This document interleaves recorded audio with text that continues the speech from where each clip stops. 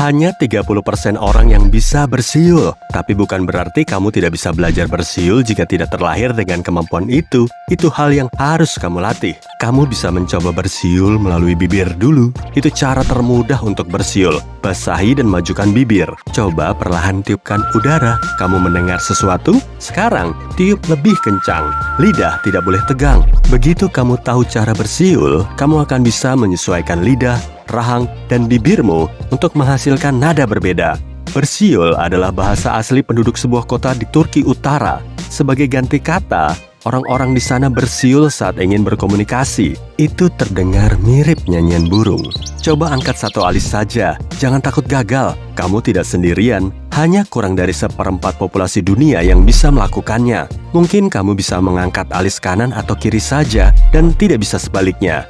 Ada otot khusus yang kamu gunakan saat ingin mengangkat alis. Jika satu sisi wajah kurang terhubung atau tidak terhubung pada otot ini sama sekali, kamu tidak akan bisa mengangkat kedua alis. Kamu bisa melatih kemampuan ini juga. Berdiri di depan cermin dan gerakan satu alis ke bawah. Di saat yang sama, fokus mengangkat alis satunya lagi. Setelah beberapa saat, kamu akan semakin menyadari otot di sekitar alis. Jika terus berlatih, lama-lama kamu akan bisa melakukannya tanpa membantu alismu dengan tangan. Letakkan tangan di atas meja, lalu tekuk jari tengahmu. Lalu angkat kelingking, telunjuk, dan ibu jari.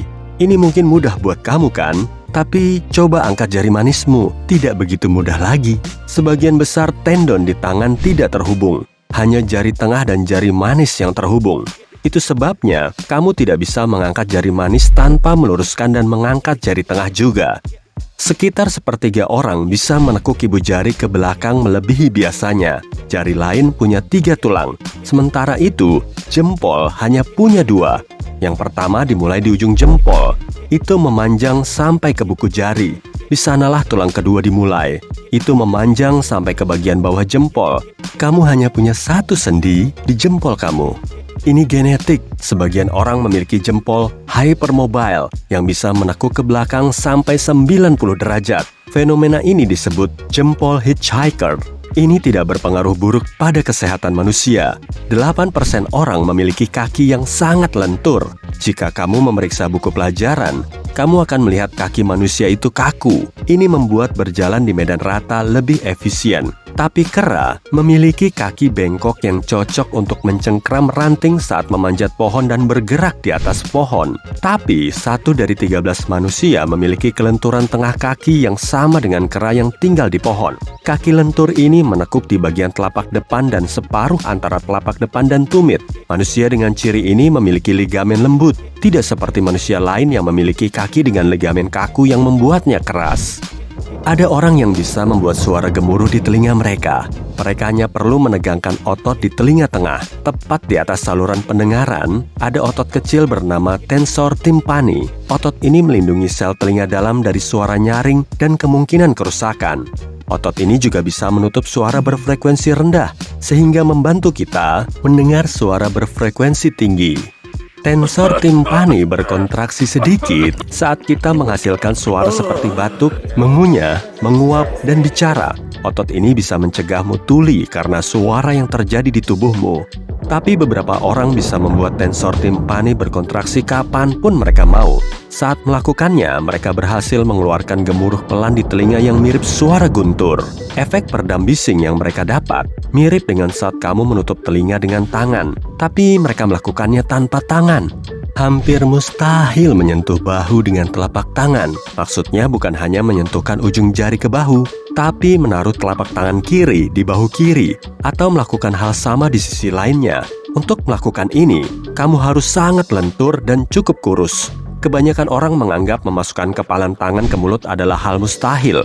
Untuk melakukan itu, kamu harus punya mulut yang sangat besar dan kepalan tangan sangat kecil. Tangan manusia dewasa biasanya sepanjang 17-20 cm, sementara mulut biasanya berukuran 5 cm.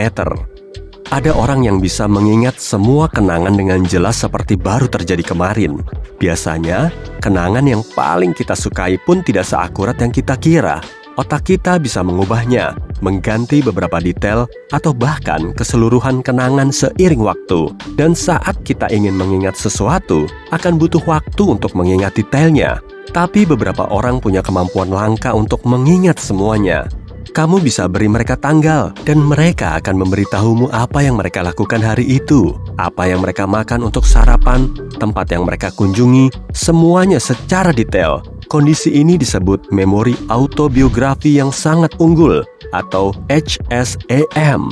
Ada kurang dari 100 orang yang diketahui memiliki kemampuan ini di seluruh dunia.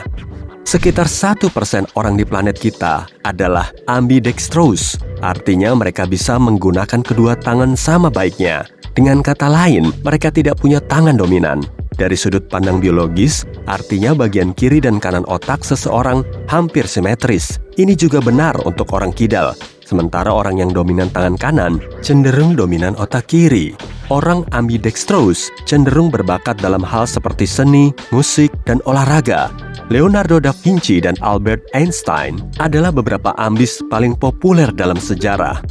Otak orang ambidextrous cenderung simetris, dan itu sama dengan orang yang punya kondisi bernama sinestesia. Kira-kira 1 dari setiap 2.000 orang bisa mendengar warna, mengaitkan angka dengan kepribadian, atau merasakan musik. Sinestesia membuat satu indera memicu indera lain. Biasanya, itu faktor keturunan. Tapi kamu bisa melatih dirimu untuk memiliki kondisi sinestesia dengan bantuan beberapa trik. Misalnya, kamu bisa mulai dengan mengaitkan 2 hal berbeda. Contohnya, warna dan angka. Seperti angka 5 bisa menjadi hijau. Saat kamu berlatih sinestesia, kamu menjadi lebih peka dengan inderamu. Proses ini juga mendorong kreativitas dan ingatan karena saat mulai melatihnya, kamu membangun jalur saraf baru di otak. Ketumbar adalah herba yang rasanya seperti campuran enak antara sitrus dan peterseli. Banyak orang merasa ketumbar enak, tapi bagi beberapa orang, rasa ketumbar menjijikkan. Aku tidak membicarakan orang yang tak menyukai ketumbar, tapi bagi beberapa orang, rasa ketumbar seperti sabun.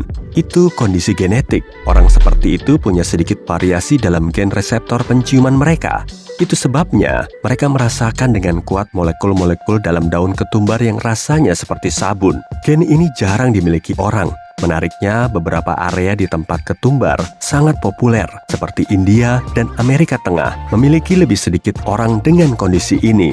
Mungkin itu sebabnya herba ini sangat disukai di sana, tapi ketumbar rasa sabun dikeluhkan oleh hampir 20% orang yang tinggal di Asia Timur. Kira-kira 1/5 populasi dunia bisa menggerakkan telinga mereka.